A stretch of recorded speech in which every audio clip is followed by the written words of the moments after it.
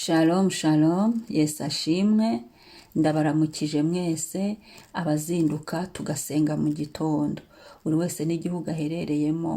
Shalom, ndabashuhuje, muri kumwe nanjye Mame Ebenezer. Karibu dusenge. Reka dusome ibyakozwe n'intumwa 28 umurongo wa mbere kugera kwa 6. Umutwe aho amagambo uravuga ngo inshira iruma Pawulo ntiyagira icyaba.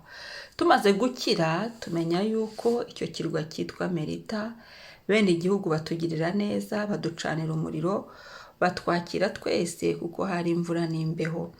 Ariko Pawulo amaze guteranya umuganda w'inkwi arazicana, inshira iva mu muriro imuruma ku kiganza. Bene igihugu babonye icyo gikururuka kirereta ku gikonjo cye, baravugana bati ni ukuri uyu muntu ni umwicanyi, nturura nubwo yakize mu nyanja idaca urwa kibera ntiri bumukundire kubaho.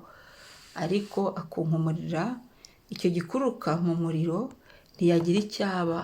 Babandi bategereza yuko ari bubyimbe cyangwa ari bupfe akindutse, ariko bamaze umwanya munini bakibitegereje babona ntacyo abaye, barahindukira bati ni Imana. Amen. Uyu yari Pawulo, inshira yari imurumye. Wowe wasanga hari inshira yamurumye ku gikonjo, wasanga inshira yarakurumye mu mutwe, wasanga inshira aho yagiye iruma ni henshi. Inshira abantu, inshira bihe, inshira nyanshira zo mu isi ni byinshi. Inshira z'intererezanyo, inshira mu bwoko bwazo, mu mubare wazo. Icyo dupfa nuko zigomba gukunkumurirwa hehe? Mu muriro. Hari umuriro w'umwuka w'Imana utwika ukongora, ubitwike bikongoke, byose ni mu masengesho. Haleluya. Reka dusenge. Tubanza dushimira Imana iduhaye umunsi. Nitumara gushimira Imana ko Imana iduhaye umunsi kubw'ubuntu, hanyuma niturangiza dusenge muri iri jambo. Gira icyo ubwiye Imana kuri uyu munsi kubw'iri jambo. Haleluya. Mana, ndagushimira, wakoze, uri Imana y'amahoro. Amahoro mpaye nkabyuka amahoro, amahoro mpaye mu abo twabanye mu nzu bari amahoro, amahoro mpaye mu baturanyi, amahoro mpaye muri iki kirere, amahoro mpaye muri iyi komine, amahoro mpaye muri iki gihugu. Ndabigushimiye uyu munsi kwashyizemo amahoro, ituze, nta gikuba cyakize ntacyo twumvishije. Amahoro uduhaye mu bana bacu, amahoro uduhaye mu miryango Mwami, amahoro yawe atarondoreka atagira akagero, amahoro duhereye mu gakiza, amahoro duhaye twicaye tubyutse tugenda. Aya mahoro yaduhundagajeho, turabigushimiye Mwami. Uri umwami w'amahoro. Aya mahoro watuzaniye turayakire mu mitima yacu, turayakiriye Mwami mu mpande zacu zose z'ubuzima. Haleluya. Mu mibereho yacu akore atwuzure mu mubiri, mu mwuka, mu mitima yacu, mu buryo bwose twuzura amahoro yawe Mwami. Urakoze Yesu. Mana, turasenze. Pawulo inshira yaramurumye, ari gucana umuriro. Natwe hari biri kuturuma mu rugendo rw'agakiza, mu rugendo rw'ubuzima. Hari inshira ziri kuturuma muri ibi bihe.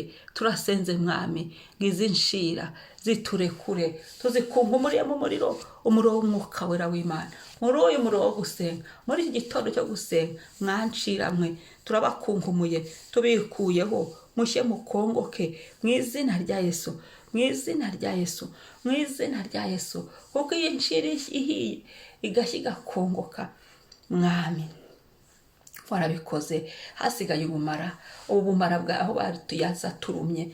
Mu izina rya Yesu tuvure buri bumara rwose bw'inshira bwari buri mu buzima bwacu. Ubumara bwazanywe n'abantu, ubumara bwazanywe n'abagome, buri nshira yose mu bihe byo byose Mwami bikurwa mu maraso yawe.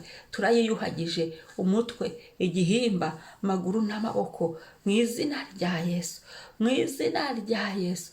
Umuriro wawe, umuriro w'umwuka w'Imana, umuriro wawe Mwami, umuriro wawe Mwami, suka umuriro wawe mu izina rya Yesu. Twikukongore buri kintu cyose inshira yasize mu buzima bwacu, mu mibereho yacu, mu rugendo rw'agakiza, mu rugendo rw'ubuzima, hose aho yari yaraturumiye dusutse mu muriro w'Imana wabumara we ushye ukongoke ubumara aho bwari bugeze hose hajya hakongoke hakira hadi ubushye bukongoke maze imibiri yacu ikire ubuzima bwacu bukire dukomeze urugendo tunezerewe mwami Yesu hari ibiturindiriye uko turi bupfe ko turi bubyimbirwe turinde mwami turinde abadusekera ubidukureho twe gukobwa n'abaruhikiye mu mahoro twe gusekwa n'abaruhukiye mu mahoro ahubwo mwami tunezeze tugirire neza mu maso y'abarupini uyu munsi mwami tugirire neza turambura ikiganza cy'umugisha cya kiganza cyawe cy'amahoro bikore mwami bikore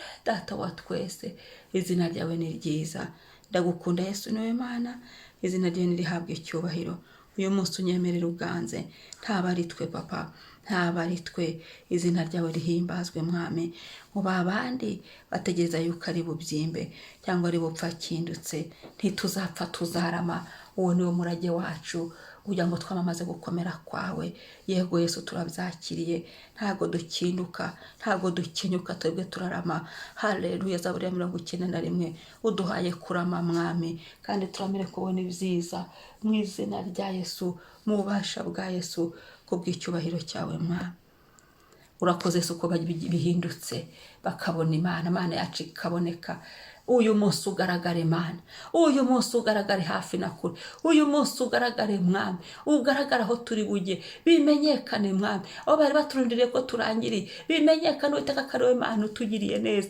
ukahatwubahirishiriza ahubwo aho bari bagize ngo turapfuye ugaragara Uwiteka ko ari wowe Mana mwami Yesu tuzuru duhe ubuzima utugirire neza aho bari bagaragaye mwami ibyacu akada ahubwo ibyacu nibwo bigiye gutungana cyane Uwiteka uduha umugisha uturinde inshira zose uziturinde uhereye uyu munsi zijye kure y'ubuzima bwacu zive mu buzima bwacu buri nshira yose ivemo mu izina rya Yesu twambike imbaraga nk'izikizo tugumye tugushime tugumye tuguhimbaze urakoze Yesu kubana natwe urakoze Yesu kubikora urakoze Yesu kuyubahisha izina ryawe ni ryiza mwisi yose uyu munsi tufatanije n'ubuntu bwawe bwo gukira inshira n'ubumara n'ibyayo byose asante papa haleluya Uwiteka ushimwe urakoze kudutekerezaho